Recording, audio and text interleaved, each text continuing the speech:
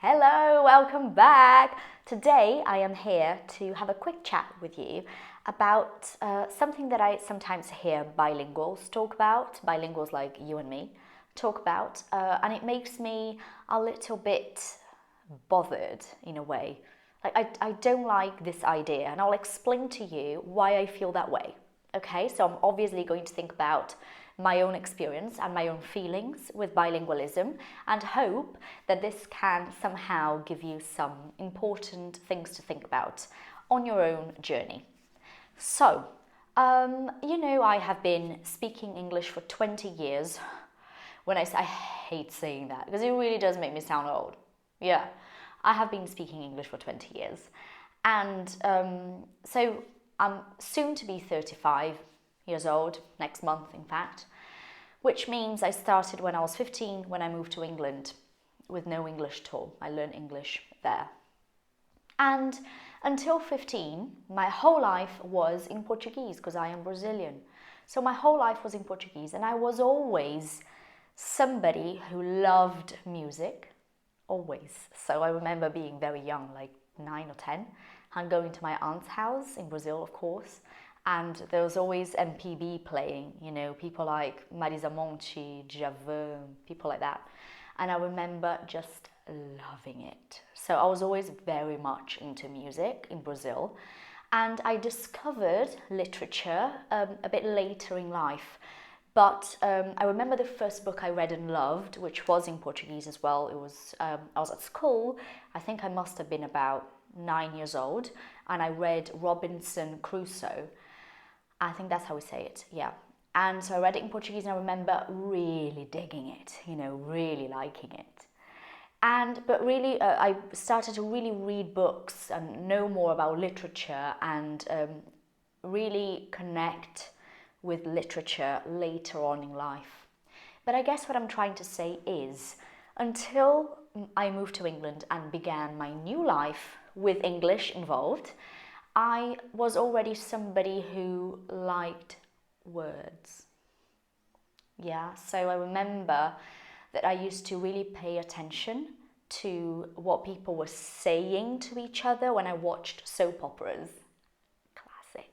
Soap opera is the old style, like very old style TV series, right? So in Brazil, it's still quite common. It used to be a lot more popular back in the day, but you switch on your TV and there's like the 6 o'clock one, the 7 o'clock one, and I think now they've changed it to the 9 o'clock one.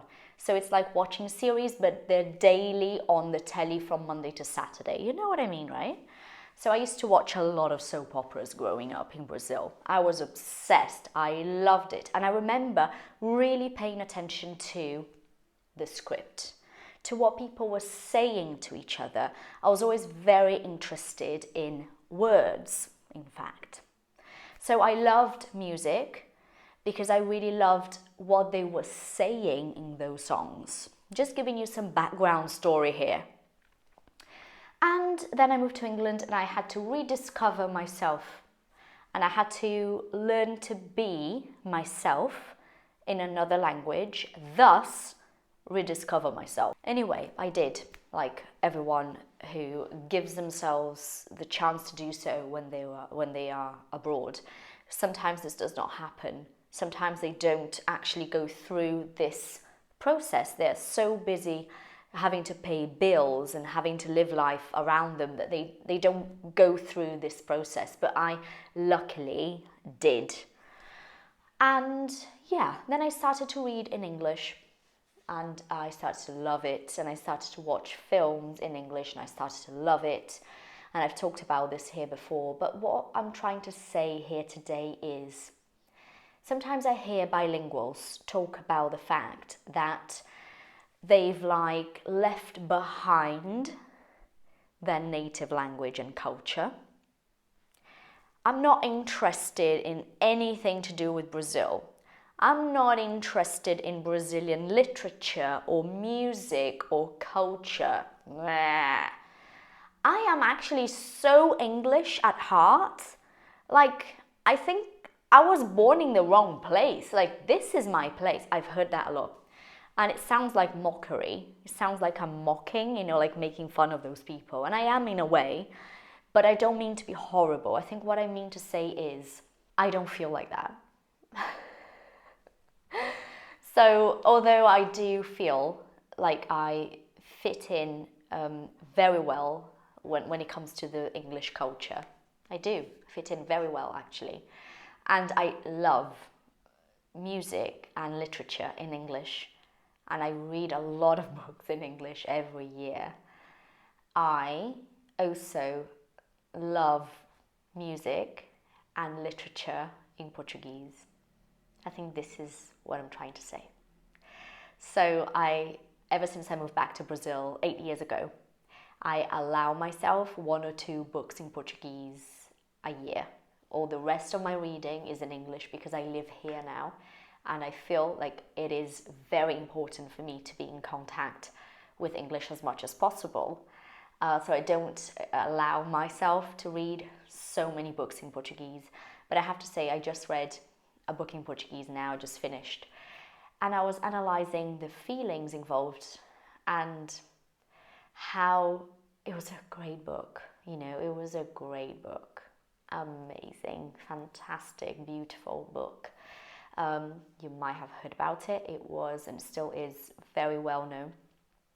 It's called Todo, and I was just paying attention to my feelings, So I read a lot in English and I love it, and I write in English and I love it.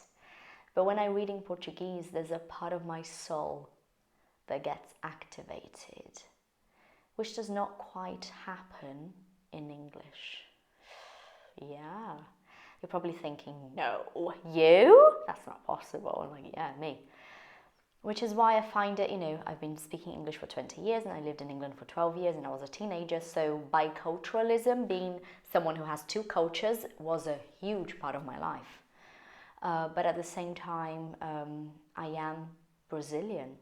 And so some things about my feelings towards myself in that language are always going to be extremely vivid and powerful.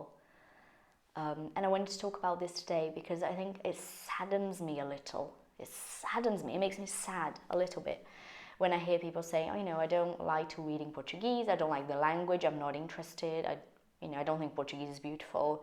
And I'm like, what? How can you feel that way? I don't relate to that feeling at all. I think Portuguese is so beautiful. And, I really feel extremely emotional with specific songs in Portuguese, and when I read in Portuguese, and if I go to the theatre and I see a play in Portuguese.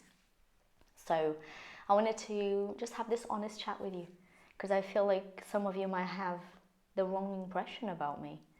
You might feel like, Patricia prefers, I get this question a lot, do you prefer English or Portuguese? And I'm like, I don't really have a preference in terms of language. Like, I feel okay speaking either language. But there's something about Portuguese that I will never have with English, because that is my mother tongue. And I think there's power in that. So yeah, leave a comment. Tell me how you feel. Let's talk about this. See you later. Thank you for watching.